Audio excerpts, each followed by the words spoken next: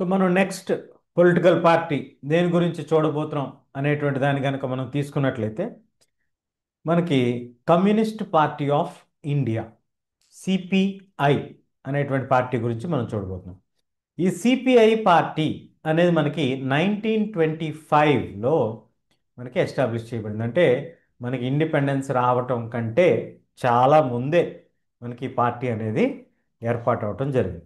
So Communist Party of India.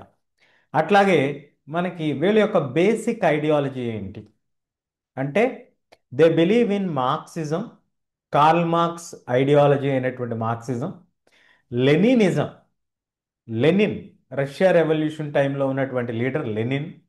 అట్లాగే they believe in secularism and democracy. అలాగే వీళ్ళకి సెక్షనిజం and communalism, ఈ రెండు ఫోర్సెస్ అంటే వీళ్ళకి వ్యతిరేకత. కమ్యూనిస్టులు అయి ఉండి కమ్యూనలిజంని వ్యతిరేకిస్తున్నారేంటి అనేటువంటి ఒక డౌట్ జనరల్గా మీ అందరికీ రావచ్చు. Very very valid point. ఎందుకంటే సెక్షనిజం అంటే ఒక వర్గంగా చేసి విభజించి వాళ్ళని ఇది చేసేటువంటి దాన్ని మనం సెక్షనిజం అంటాం. అంటే సెక్షన్గా డివైడ్ చేసేటువంటి దాన్ని, అది ఏ సెక్షన్ అయినా కావచ్చు, upper community, lower community, section వైజ్గా చేసేటువంటి యాక్టివిటీ అంతటిని కూడా వీళ్ళు వ్యతిరేకిస్తారు. అది సెక్షనిజం అంటే. అట్లాగే మరి కమ్యూనలిజం ఏదైనా ఒక కమ్యూనిటీని బేస్గా తీసుకొని ఆ కమ్యూనిటీ తాలూకా గ్రూప్ని గనక వివక్షకు గురి చేసిన, దాని ద్వారా ఏదైనా ఒక ఆ, నష్టాన్ని కలిగించే పని చేసిన, అలాంటి ఐడియాలజీకి వీళ్ళు పూర్తిగా వ్యతిరేకం. దాన్నే మనం సెక్షనిజం అండ్ కమ్యూనలిజంకి ఆపోజిట్ అనేటువంటిది మనం క్లియర్గా అర్థం చేసుకోవాలి. ఎందుకు అని అంటే సిపిఐ ఉంది, సిపిఐఎం అనేటువంటి పార్టీ కూడా ఉంది. సో రెండిట్ల మధ్య డిఫరెన్స్ ఏంటి అనేది కూడా మనకు అర్థం అవ్వాలి కదా. So last year board, if I'm not wrong, మనకి పొలిటికల్ పార్టీస్కి సంబంధించి నేషనల్ పార్టీసు అట్లాగే రీజనల్ పార్టీస్ వీటి మీద బేస్ చేసుకొని ఒక 5 మార్క్స్ క్వశ్చన్ రావటం జరిగింది. 5 రీజనల్ పార్టీస్ గురించి అడగటము, లేదా మ్యాప్ యాక్టివిటీలోనో ఏదో సబ్జెక్టు కరెక్షన్, నాకు కరెక్ట్గా గుర్తు రావట్లేదు కానీ అడగటం క్వశ్చన్ జరిగింది. So these are very important areas where the board paper also can come similar to this. అట్లాగే వీళ్ళు పార్లమెంటరీ డెమోక్రసీని యాక్సెప్ట్ చేస్తారు, మరియు వర్కర్స్ యొక్క ఇంట్రెస్ట్ కోసం వీరు పోరాడతారు, ఫార్మర్స్ బాగుండాలని. అలాగే పార్టీ ఎప్పుడు వీక్ అయింది అంటే 1964. 1964లో పార్టీ రెండుగా విడిపోయింది. సిపిఐ నుంచి సిపిఐఎం అనేటువంటి ఒక బ్రాంచ్ ఏర్పడింది. సో ఈ సిపిఐఎం అనేటువంటిది డివిజన్ రావడంతో వీళ్ళకి వాళ్ళ యొక్క స్ట్రెంగ్త్లో డివిజన్ వచ్చింది. బలంగా ఉన్నటువంటి పార్టీ రెండుగా ఇదవటం వలన డివిజన్ వచ్చింది. సో వీళ్ళు సిపిఐ వాళ్ళు సిగ్నిఫికెంట్ ప్రజెన్స్ ఎక్కడుందయా అని అంటే మనకి కనీసం 4 రాష్ట్రాలు మనకి తెలిసి ఉండాలి కదా. వెస్ట్ బెంగాల్లో దాదాపు 30 సంవత్సరాల పాటు పరిపాలించారు. జ్యోతి బసు ఆయన ముఖ్యమంత్రిగా పనిచేశారు. అట్లాగే ఆ, పంజాబ్ రాష్ట్రంలో, ఆంధ్రప్రదేశ్, తమిళనాడు లాంటి రాష్ట్రాల్లో వాళ్ళ యొక్క ప్రాభవం ఉండేది. తర్వాత గ్రాడ్యువల్గా అది తగ్గుతూ రావటం కూడా జరిగింది. ఈ రకంగా మనకి ఈ పార్టీ అనేది ఉండటం జరిగింది. ఇది strong left front, left side ఉండేటువంటి పార్టీస్. అంటే స్పీకర్ గారు కనుక కూర్చున్నట్లయితే హౌస్లో రైట్ సైడ్ ఎప్పుడు కూడా అధికార పార్టీ వాళ్ళు ఉంటారు. ముఖ్యమంత్రి కానీ ప్రధానమంత్రి కానీ వీళ్ళందరూ కూడా రైట్ సైడ్ ఉంటారు. లెఫ్ట్ సైడ్ ఎప్పుడు కూడా అపోజిషన్ పార్టీ లీడరు, మిగిలినటువంటి అలయన్స్ ఎవరైతే గవర్నమెంట్ని అపోజ్ చేస్తున్నారో వాళ్ళు ఉంటారు. ఎక్కువ శాతం కమ్యూనిస్ట్ పార్టీ అధికారంలో లేని సందర్భాలే మనకి పార్లమెంట్లో కనిపిస్తూ ఉండేవి, బ్రిటిష్ పార్లమెంట్లో. అందుకే వీటిని లెఫ్ట్ పార్టీస్ అని కూడా పిలుస్తారు, లెఫ్ట్ సైడ్ ఎక్కువగా ఉండేటువంటి పార్టీస్. సో మనం ఆల్రెడీ డివిజన్ వచ్చిందని చెప్పుకున్నాం కదా. సో ఆ డివైడ్ అయినటువంటి పార్టీ సిపిఐఎం. వీళ్ళు బిలీవ్ చేసేది ఏంటి అంటే మార్క్సిజం, లెనినిజం అక్కడి వరకు సేమ్. వీళ్ళకి సోషలిజం కూడా బిలీవ్ చేస్తారు. అంటే society should have hold on the wealth అనేటువంటిది వీళ్ళు కామన్గా ప్రైవేట్ ప్రాపర్టీస్కి వీళ్ళు వ్యతిరేకం. అట్లాగే సెక్యులరిజం, డెమోక్రసీ మిగతా అన్ని ఆస్పెక్ట్స్ కూడా సేమ్గానే ఉంటాయి. ఒక్క సోషలిజమే మనకి మేజర్ డిఫరెన్స్. అట్లాగే వీళ్ళు ఇంపీరియలిజానికి ఆపోజిట్, ఇంపీరియలిజం అండ్ కమ్యూనలిజం కూడా వీళ్ళు ఆపోజిట్. వీళ్ళు కూడా డెమోక్రటిక్ సిస్టమ్ని యాక్సెప్ట్ చేస్తారు. వీళ్ళ యొక్క స్ట్రాంగ్ ఫుట్ హోల్డ్ కూడా మనకి ఈ యొక్క వెస్ట్ బెంగాల్, కేరళ, త్రిపుర లాంటి రాష్ట్రాల్లో ఎక్కువగా మనకు కనిపిస్తూ ఉంది. అట్లాగే మరి వీళ్ళు పోరాడేటువంటిది దేని గురించి పోట్లాడతారు లేదా దేని గురించి కొట్లాడతారంటే మనకి ఫ్యాక్టరీ వర్కర్స్ యొక్క హక్కుల గురించి, వీళ్ళకి ట్రేడ్ యూనియన్స్ ఉంటాయి అన్నమాట. ఆ యూనియన్స్లో వీళ్ళకి కొంత సపోర్ట్ చేస్తూ ఉంటారు. అట్లాగే మనకి లేబర్ అండ్ ద ఇంటెలిజెన్సియా, లేబర్గా ఉన్నటువంటి వాళ్ళు బాగా చదువుకున్నటువంటి వర్గం వాళ్ళకి వీళ్ళకి ఉపయోగపడేటువంటివి పనులు జరగాలని, అలాగే న్యూ ఎకనామిక్ పాలసీస్ తీసుకురావాలని, ఫారెన్ క్యాపిటల్ అండ్ గూడ్స్ని ఫ్రీగా అలౌ చేస్తే వాళ్ళు దానికి అపోజ్ చేస్తూ ఉంటారు. అంటే ఫారినర్స్ మనల్ని కంట్రోల్ చేస్తారు కదా అనేటువంటి ఒక ఒపీనియన్ వాళ్ళకు ఉంటుంది. వాళ్ళు వెస్ట్ బెంగాల్లో నేను చెప్పాను కదా 34 సంవత్సరాల పాటు అధికారంలో ఉన్నారు ఆ బ్రేక్ తర్వాత. అట్లాగే 2019లో లోక్సభలో వీళ్ళకి 1.75 ఓట్స్ వచ్చినాయి, అంటే పర్సంటేజ్. 3 సీట్స్ వచ్చినాయి వీళ్ళకి, మూడు సీట్లు. మనకు మినిమం 2 రావాలి కదా, వీళ్ళకి 3 వచ్చినాయి. కాబట్టి they are considered as a national party. ఆ తర్వాత మనకి కాంగ్రెస్ పార్టీ, ఇండియన్ నేషనల్ కాంగ్రెస్, తెలంగాణ రాష్ట్రంలో ప్రస్తుతానికి అధికారంలో కూడా ఉన్నటువంటి పార్టీ ఇది. సో వీళ్ళు ఫుల్ నేమ్ వచ్చి ఇండియన్ నేషనల్ కాంగ్రెస్, కానీ మనం వాడుక భాషలో పిలిచేటువంటి పేరు కాంగ్రెస్ పార్టీ అని పిలుస్తాం. ఇది one of the oldest party కాబట్టి దీన్ని గ్రాండ్ ఓల్డ్ పార్టీ అని కూడా పిలవటం జరుగుతుంది అన్నమాట. ఈ గ్రాండ్ ఓల్డ్ పార్టీ అని ఎందుకు అంటారు అని అంటే ఎప్పుడో 1885లో స్థాపింపబడినటువంటి పార్టీ ఇది. కాబట్టి ఇది very old national freedom movement కంటే కూడా దాదాపుగా ముందుగా మనం చెప్పుకోవచ్చు. తర్వాత ఫ్రీడమ్ మూమెంట్లో యాక్టివ్ రోల్ ప్లే చేశారు. మనకి ఫస్ట్ ప్రైమ్ మినిస్టర్గా పనిచేసినటువంటి జవహర్లాల్ నెహ్రూ గారు మనకి ఈ పార్టీ నుంచి రావటం, సెంట్రల్లో దాదాపు 1977 మరియు 1989 సారీ, అట్లాగే 89 నుంచి కొంత సపోర్ట్ డిక్లైన్ అయింది. But still they were able to rule for more than 40 years దాకా అధికారాన్ని వీళ్ళు చలాయించారు.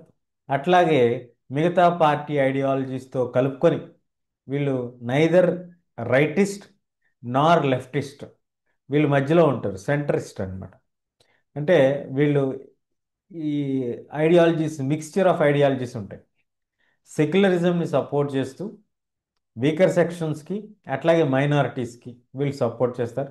ఎకనామిక్ రిఫార్మ్స్కి వీళ్ళు సపోర్ట్ చేస్తారు. కానీ కమ్యూనిస్ట్ పార్టీకి వీళ్ళకి ఉన్నటువంటి డిఫరెన్స్ ఏంటంటే కమ్యూనిస్ట్ పార్టీ కంప్లీట్గా ఫారినర్ ఇన్వెస్ట్మెంట్స్ని అపోజ్ చేస్తుంది, వీళ్ళు కొన్ని రిస్ట్రిక్షన్స్తో దాన్ని అలౌ చేస్తారు. అట్లా leader of the UPA government 2004 నుంచి 19 వరకు కూడా వీళ్ళు కంటెస్ట్ చేశారు. లాస్ట్ ఎలక్షన్స్లో వీళ్ళకి సీట్లు కొంచెం బాగానే వచ్చాయి. మనకి లేటెస్ట్ డేటా లేదు ఇక్కడ. 2019 వీళ్ళకి ఎలక్షన్స్లో 52 సీట్స్ వస్తే 2024లో ఐ థింక్ సమ్వేర్ 90+, 98, 99 సీట్స్ వచ్చినాయి వీళ్ళకి. సో అట్లా ప్రస్తుతానికి అది అపోజిషన్ పార్టీ లీడర్గా కూడా ఉన్నారు ఆ పార్టీ నుంచి. అలాగే మనకి కాంగ్రెస్ పార్టీ పేరు మీదే ఇంకొక పార్టీ ఉంది, అది నేషనలిస్ట్ కాంగ్రెస్ పార్టీ. సో ఈ పార్టీ మనకి 1999లో ఫామ్ అయింది. ఇది స్ప్లిట్ అయింది, మన కాంగ్రెస్ పార్టీ నుంచి స్ప్లిట్ అయ్యి వీళ్ళు దేన్ని సపోర్ట్ చేస్తారు ఐడియాలజీని అంటే డెమోక్రసీ, గాంధీయన్ సెక్యులరిజం, గాంధీ గారు చెప్పినటువంటి సెక్యులరిజం, ఈక్విటీ, సమానత్వం, సోషల్ జస్టిస్, సామాజిక న్యాయం, అట్లాగే ఫెడరలిజం. వీళ్ళు ఏమంటారంటే హైయెస్ట్ ఆఫీసెస్ ఎప్పుడు కూడా న్యాచురల్ బార్న్ సిటిజన్స్కే ఉండాలి. అంటే మన దేశంలో పుట్టినటువంటి పౌరులకే మన దేశం యొక్క ప్రధానమంత్రులు కానీ రాష్ట్రపతులు కానీ లేదా ఇంకా గవర్నర్ లాంటి పదవులు ఏమన్నా ఇచ్చినా కూడా అవి వాళ్ళకే ఉండాలి అనేటువంటిది, అంటే మన భారత పౌరులకే ఉండాలి అని. అంటే లేదా అండి అంటే కొంతమందికి న్యాచురలైజ్డ్ సిటిజన్షిప్, అంటే ఎవరన్నా మన భారతీయుల్ని పెళ్లి చేసుకుంటే ఆ భారతీయుల్ని చేసుకున్నారు కాబట్టి వాళ్ళకు కూడా కొన్ని సంవత్సరాల తర్వాత మన భారతదేశంలో పౌరసత్వం వస్తుంది. వాళ్ళు సహజంగానే రాజకీయాల్లో కనుక వస్తే, వచ్చిన వాళ్ళు కూడా ఉన్నారు, పేర్లు ఎందుకులే కానీ మనకి ఉన్నారు. అయినా కూడా ప్రధానమంత్రి అలాంటి కీలకమైనటువంటి పదవులు చేయకూడదు అనేటువంటిది ఒక నియమం ఉంది. ఆ నియమాన్ని వీళ్ళు సపోర్ట్ చేస్తారు. అది is a part of the bilateral agreements. మన దేశానికి పొరుగున ఉన్నటువంటి దేశాలకి మధ్య ఉండేటువంటి ఈ పరస్పర సంబంధానికి సంబంధించినటువంటి అంగీకార పత్రాలని బయోలేటరల్ అగ్రిమెంట్స్ అంటాం. సో ఈ మేజర్ పార్టీ ఎక్కడ డామినెంట్గా ఉంటుందంటే మహారాష్ట్ర, అట్లాగే మేఘాలయలో కొంత, మణిపూర్లో కొంత, అస్సాంలో కూడా కొంత ప్రభావం ఉంది. 2004లో కాంగ్రెస్ పార్టీతో కలిసి అలయన్స్ ఫామ్ చేసుకొని యూపీఏలో భాగస్వాములుగా ఉన్నారు. 2019లో వీళ్ళకి 5 సీట్లు వచ్చాయి. 1.4% ఓటింగ్ వచ్చింది. సో ఇవి మనకి మేజర్గా ఉన్నటువంటి నేషనల్ పార్టీస్. సో ఇప్పుడున్నటువంటి టెక్స్ట్ బుక్లో ఏమైనా అప్డేట్స్ వచ్చుంటే దయచేసి ఆ అప్డేట్స్ రాయండి. మీకు జనరల్గా లేటెస్ట్ బుక్ ఎడిషన్ అప్డేట్స్ ఏముంటాయో ఆ అప్డేట్సే మనకి క్రైటీరియాగా తీసుకుంటాం. సో మనం చెప్పుకున్నటువంటి బుక్, ఇప్పుడు నా దగ్గర ఉన్నటువంటి బుక్ లేటెస్ట్దో కాదో నాకు కరెక్ట్గా తెలియదు. ఎందుకంటే ఇప్పుడు వచ్చిన బుక్స్లో కొన్ని మార్పులు తీసుకొస్తున్నామని ప్రభుత్వం ప్రకటించింది కాబట్టి. సో మోస్ట్ ప్రాబబ్లీ సేమ్ ఉంటాయి. ఏదైనా ఒకటి అర డిలీషన్స్ ఏమైనా జరిగితే జరిగి ఉండొచ్చు. సో మనకి తృణమూల్ కాంగ్రెస్, నేషనల్ కాంగ్రెస్, అలాగే ఇండియన్ నేషనల్ కాంగ్రెస్, 3 కాంగ్రెస్ పార్టీలు ఉన్నాయి. 2 సిపిఐ పార్టీలు, CPI CPIM, 2 B parties, BSP BJP parties. ఇట్లా మనకి మొత్తం 7 పార్టీలు, నేషనల్ పార్టీస్ మనకు ఉన్నాయి. ఇందులో ఏదైనా ఒక పార్టీ గురించి కానీ, 2 పార్టీల గురించి కానీ, లేదా వాటి యొక్క చిహ్నాల గురించి కానీ ఖచ్చితంగా మనకి క్వశ్చన్స్ వస్తాయి.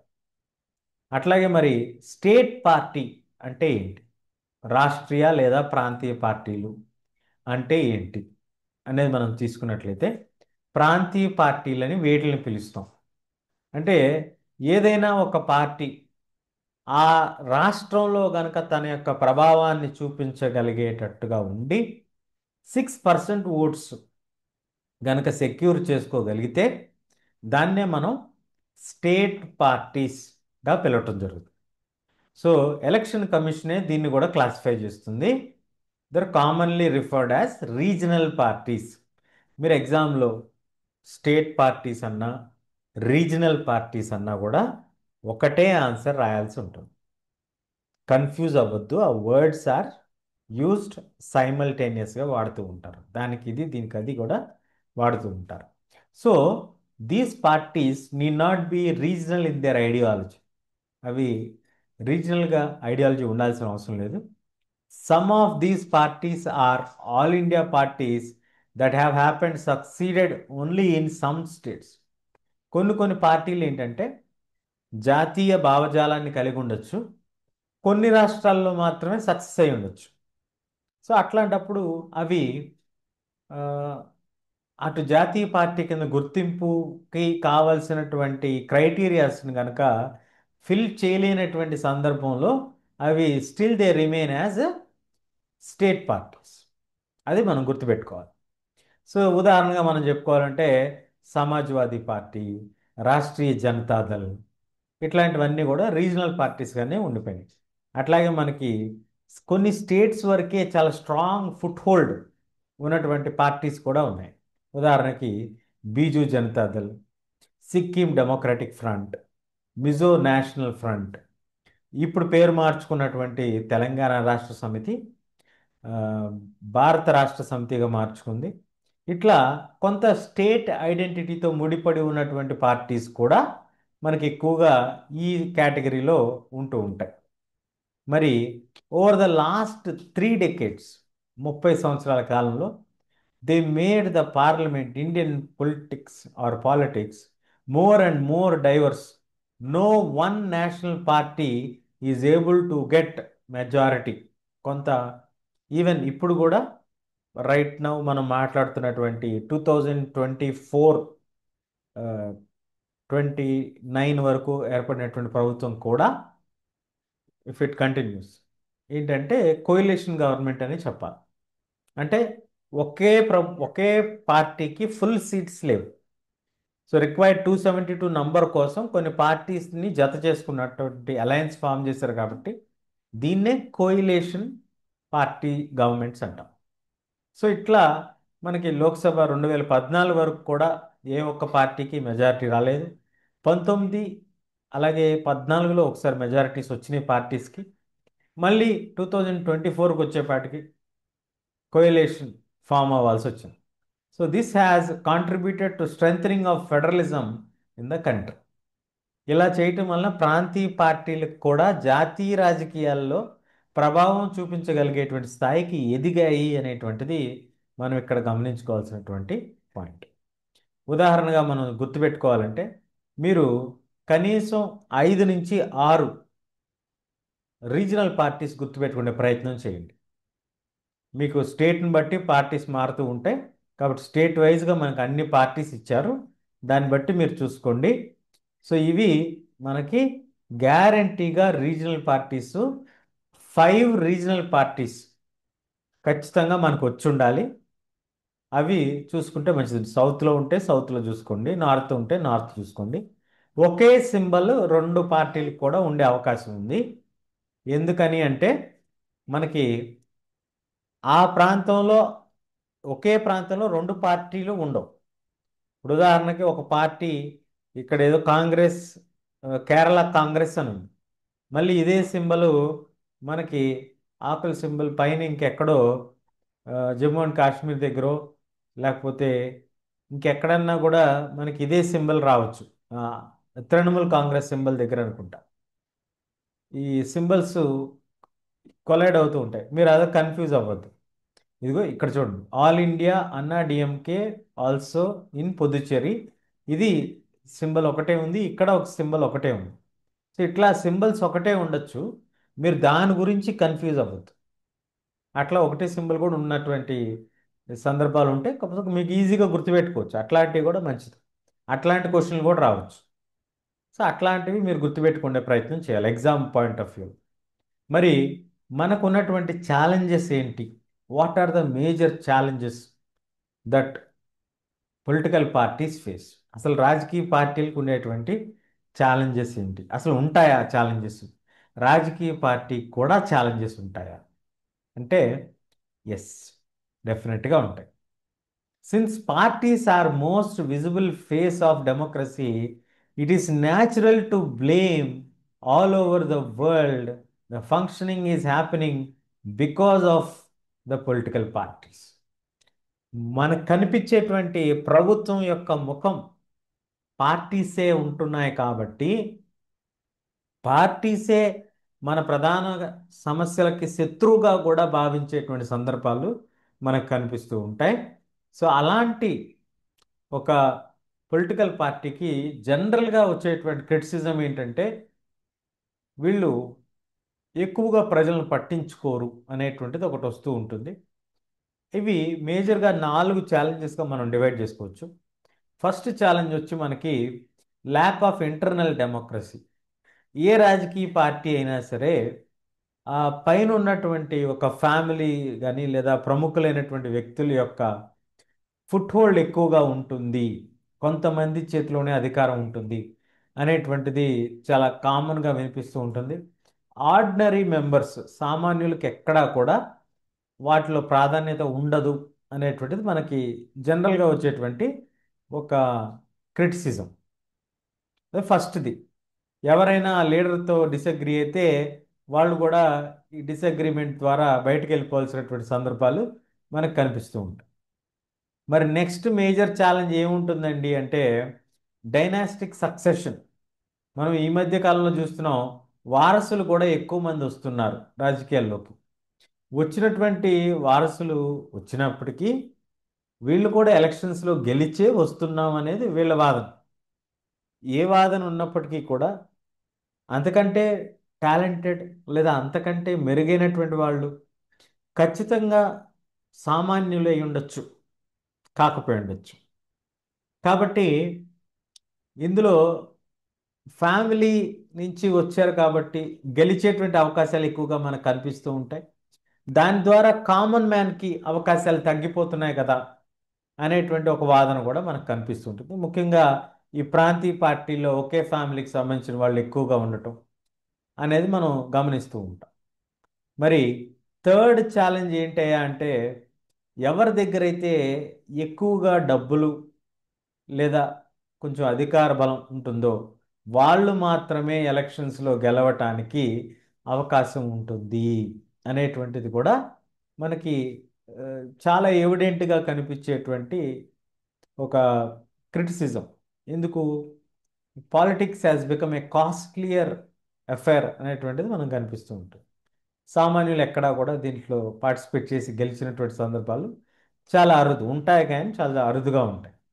అట్లాగే ఫోర్త్ ఛాలెంజ్, మేజర్ ఛాలెంజ్ ఏంటంటే, రాజకీయ పార్టీలు చెప్పుకోవడానికి అవి డిఫరెంట్గా ఉంటాయి, కానీ ఐడియాలజీస్ తీరా అధికారంలోకి వచ్చిన తర్వాత మోస్ట్ ఆఫ్ ద టైమ్స్ వీళ్ళు ఏం చేస్తారయ్యా అంటే సిమిలర్ కైండ్ ఆఫ్ వర్క్ చేస్తూ ఉంటారు.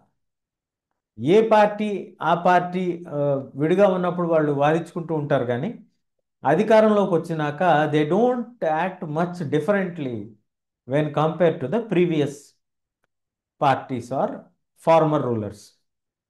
ఉదాహరణకు మనకి లేబర్ పార్టీ, కన్జర్వేటివ్ పార్టీ ఈ రెండు కూడా వెరీ లిటిల్ డిఫరెన్స్ కలిగి ఉంటాయి. అంటే they agree on more fundamental aspects, only differ on certain policies. ఎలా ఫ్రేమ్ చేయాలనే దాంట్లో వాళ్ళు డిఫర్ అవుతారు. కాబట్టి దీనివల్ల మరి మనకు వచ్చిన ప్రాబ్లం ఏంటండి అంటే, వీళ్ళు దే కీప్ షిఫ్టింగ్ కదా సమ్ టైమ్స్ లీడర్స్. ప్రజలకి నిజంగా ఓటు వేస్తున్నారే కానీ నిజమైన చాయిస్ అనేది ఉందా అనేటువంటిది మనకు కనిపిస్తూ ఉంటుంది. వీళ్ళు ఐదర్ వీళ్ళు లేదంటే వీళ్ళు అనేటువంటి చాయిస్ తప్ప రియల్గా వీళ్ళకి నచ్చినటువంటి వాళ్ళని ఎన్నుకోగలిగేటువంటి స్వేచ్ఛ నిజంగా ఉందా అనేటువంటి ఒక డౌట్ సహజంగా మనకి అందరికి వస్తూ ఉంటుంది.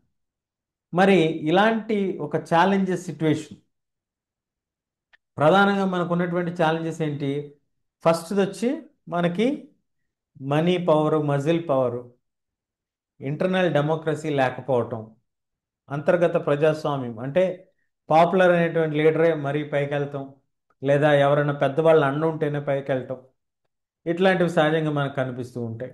అట్లాగే మరి డైనాస్టిక్ సక్సెషన్, వారసులు, వారసత్వం, మరియు last challenge, very crucial challenge ఏంటంటే, is there a real choice, meaningful choice ఉందా అంటే లేదనే చాలా డెమోక్రటిక్ కంట్రీస్లో మనకి స్టడీస్ తెలియజేస్తుంది.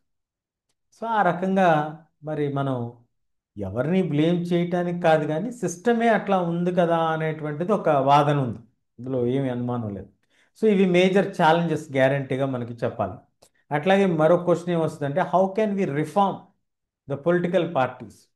ఏ రిఫార్మ్స్ మీరు సజెస్ట్ చేస్తారు? How to reform the political party system in our country అని కానీ, లేదా what are the reforms that are suggested అనేది కానీ మనం ఖచ్చితంగా అడిగేటువంటి అవకాశం ఉంది. కాబట్టి మొట్టమొదటిది ఏంటంటే ద డిఫెక్షన్ లా. ఈ యాంటీ డిఫెక్షన్ లా ఏంటంటే, పార్టీ కనుక చేంజ్ అయినట్లయితే, ఒక ఎలక్షన్లో పార్టిసిపేట్ చేశాడు ఏ అనేటువంటి వ్యక్తి, ఎలక్షన్లో పార్టిసిపేట్ చేసి అతను గెలిచిన తర్వాత ఏ అనేటువంటి వ్యక్తి ఎక్స్ అనేటువంటి పార్టీ నుంచి గెలిచినట్లయితే అతను ఆ 5 ఏళ్ల టర్ము ఎక్స్ అనేటువంటి పార్టీ కిందే పనిచేయాలి. వై అనేటువంటి పార్టీ కనుక అధికారంలోకి వచ్చినట్లయితే సహజంగా ఏం చేస్తారంటే ఎక్స్ అనే పార్టీ నుంచి వై అనే పార్టీకి మారిపోతూ ఉంటారు. ఎందుకంటే అధికారాన్ని ఎంజాయ్ చేయొచ్చు కాబట్టి. అలాంటి జరగకుండా ఈ డిఫెక్షన్ అనేటువంటి దాన్ని తీసుకొచ్చారు. ఒకవేళ నిజంగా అలా మారాలనుకుంటే రాజీనామా చేసి మళ్ళీ తిరిగి వై అనేటువంటి పార్టీ టికెట్ మీద పోటీ చేసి గెలిచి వెళ్ళాలి అనేటువంటి ఒక నియమాన్ని వీళ్ళు తీసుకొచ్చారు అన్నమాట. ఇది ఒక రాజ్యాంగపరమైనటువంటి అమెండ్మెంట్, ఎమ్మెల్యేస్ ఎంపీస్ మారకుండా ఉండటానికి తీసుకొచ్చారు. నెక్స్ట్ మనం చెప్పుకోవాలంటే సుప్రీంకోర్టు కొంత జడ్జిమెంట్స్ పాస్ చేసింది. ఏంటది అంటే everyone has to declare their assets cases in the election affidavit. Affidavit అంటే ఎలక్షన్ తాలూకు పత్రాల్లో తన పైన ఏమైనా కేసులు ఉన్నాయా, తను ఎప్పుడైనా జైలుకి వెళ్ళాడా, ఏమైనా క్రిమినల్ కేసెస్ ఉన్నాయా, లేదా అతని పైన ఇంకేదైనా అభియోగాలు ఉన్నాయా, నాట్ ప్రూవెన్ కేసెస్ ఉన్నా కూడా మెన్షన్ చేయాల్సి ఉంటుంది. అవన్నీ కూడా పబ్లిక్ డొమైన్లో పెట్టాలి అనేటువంటి నియమం తీసుకొచ్చారు. అది జడ్జిమెంట్ ద్వారా తీసుకురావడం జరిగింది. అట్లాగే election commission has pass the orders that political parties to hold their office have to declare their income tax returns. Organisational system ప్రకారం వాళ్ళు ప్రతి పార్టీ లీడరు లేదా హెడ్ వాళ్ళు ఆ యొక్క పార్టీ తాలూకా అసెట్స్ వాటిని డిక్లేర్ చేయటం, అలాగే నాయకుడు తమ యొక్క ఆస్తులను ప్రకటించడం, ఇవన్నీ కూడా మనం ఎలక్షన్ కమిషన్ తీసుకొచ్చినటువంటి నియమాలు. అలాగే ఏ లా షుడ్ బి మేడ్, ఇవి ఏంటంటే సజెషన్స్. ఇప్పటి వరకు మనం చెప్పుకున్నది ఏంటంటే వాస్తవంగా జరుగుతున్నాయి. ఒకటి డిఫెక్షన్ లా, రెండవది supreme court judgement, declaration of criminal or all assets whatever you have before elections in the affidavit, and also making all cases in the public domain. అలాగే ఎలక్షన్ కమిషన్ ఏం చెప్తుందంటే మీ అసెట్స్ కూడా declare చేయండి అనేది చెప్పింది. ఇంకా ఏమైనా బెటర్ చేయొచ్చా అంటే a law should be made to regulate the internal affairs of political parties. రాజకీయ పార్టీలు ఎలా పనిచేయాలి, ఒక ఆఫీస్కి ఎట్లాగైతే రూల్స్ రెగ్యులేషన్స్ ఉంటాయో అట్లాంటి రూల్స్ అండ్ రెగ్యులేషన్స్ ఒక రాజకీయ పార్టీకి కూడా పెడితే బాగుంటుంది అనేటువంటిది ఒక సజెషన్. ఈ పర్టిక్యులర్ సజెషను ఎవరు చేయాలి దీన్ని చట్టం కింద? రాజకీయ పార్టీల నుంచి ఎన్నుకోబడి చట్టసభల్లో అధికారాన్ని చలాయిస్తున్నటువంటి వాళ్ళు తమ యొక్క పార్టీలో సిస్టమ్ ఎలా ఉండాలి అనేటువంటిది వాళ్ళు చేయాలి. సో ఇది కొంచెం ప్రాక్టికల్గా జరిగేదా కాదా అనేది మనం కొంచెం ఆలోచించుకోవాలి. But anyway suggestions are always welcome. It should be made mandatory that political parties give minimum 1/3 of seats to women. బహుశా ఇది కొంచెం దగ్గరలోనే జరగచ్చేమో, ఎందుకంటే పార్లమెంట్ అమెండ్మెంట్స్ కూడా జరుగుతున్నాయి కదా. మేబీ 1/3 ఆఫ్ సీట్స్ మ్యాండేటరీ అయితే ఖచ్చితంగా అందరు ఇవ్వాల్సి వస్తుంది. Then there should be state funding for elections. ఇది ఒక మంచి concept. But how far this can be implemented అనేది it has to be checked. Like పార్టీలో డబ్బు ఉంటేనే కంటెస్ట్ చేస్తున్నాం అనే ఛాలెంజ్ ఒకటి చెప్పుకున్నాం కాబట్టి దాన్ని కౌంటర్ చేస్తూ స్టేట్ గవర్నమెంటే, అంటే గవర్నమెంటే ఫండ్ చేస్తే ఎవరైనా ఎలక్షన్లో కంపీట్ చేయాలనుకున్నప్పుడు వాళ్ళ ఖర్చులు, petrol, paper bill, telephone bills ఇవన్నీ కూడా గవర్నమెంట్ భరించి అట్లీస్ట్ ఎలక్షన్స్ అయ్యే వరకు వాళ్ళకి సపోర్ట్ చేస్తే కొంత మెరుగైనటువంటి క్యాండిడేట్స్ వచ్చేటువంటి అవకాశం ఉంటుంది కదా అనేది ఒక opinion. How far it is అనేది we have to check. So the suggestions have not yet been accepted by political parties. If and when these are accepted, they could lead to some improvement. ఇవి కొంత రాజకీయ పార్టీలుని accept చేయమని అడిగారు. రాజకీయ పార్టీలు accept చేయకుండా చట్టాలు ఏవి రావన్నమాట. కాబట్టి రాజకీయ పార్టీలన్నీ కూడా యాక్సెప్ట్ చేయాలి. మోస్ట్గా లీగల్ అండ్ పొలిటికల్ ప్రాబ్లమ్స్ కాబట్టి వాళ్ళు కూడా ఎలా ఉంటాయి ఏంటి అనేది ఆలోచనలో ఉన్నారు.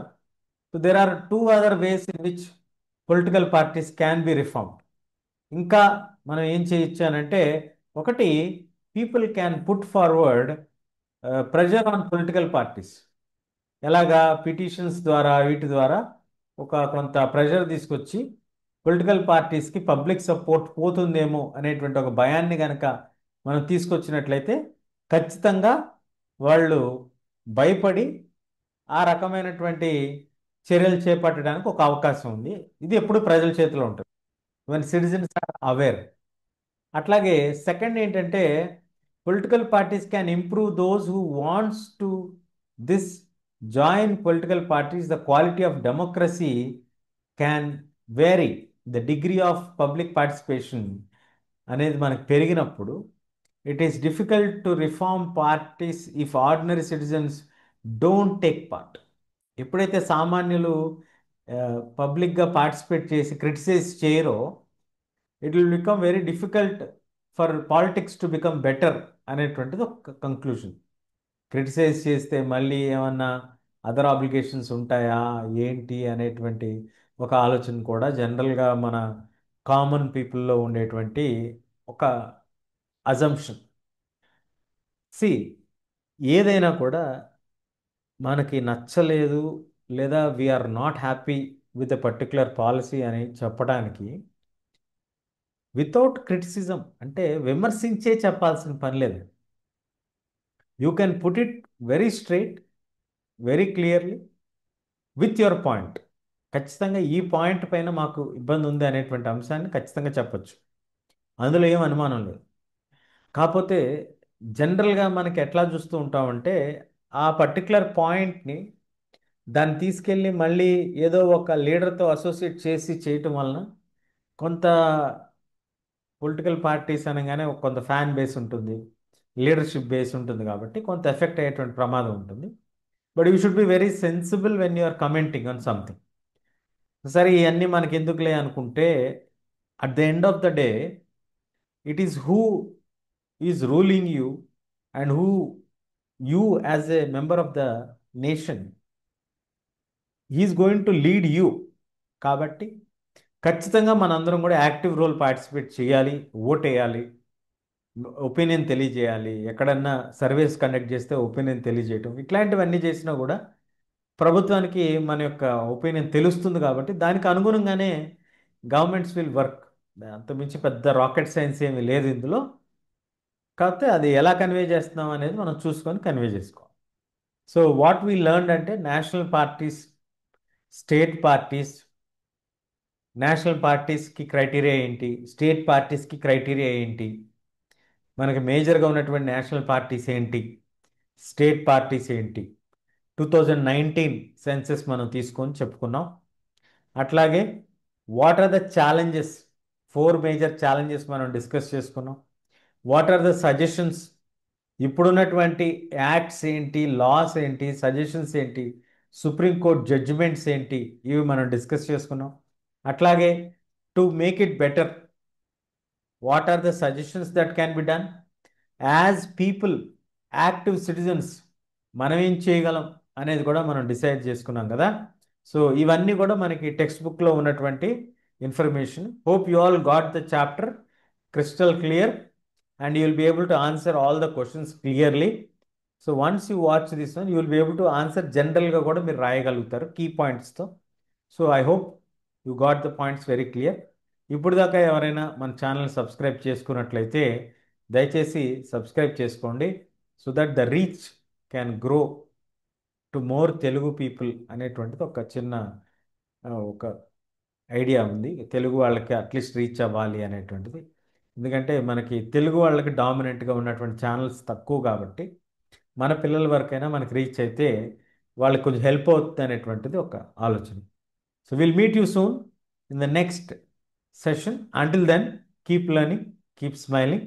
This is Seshu Chira signing off. That's all for now. We'll see you soon. Bye bye.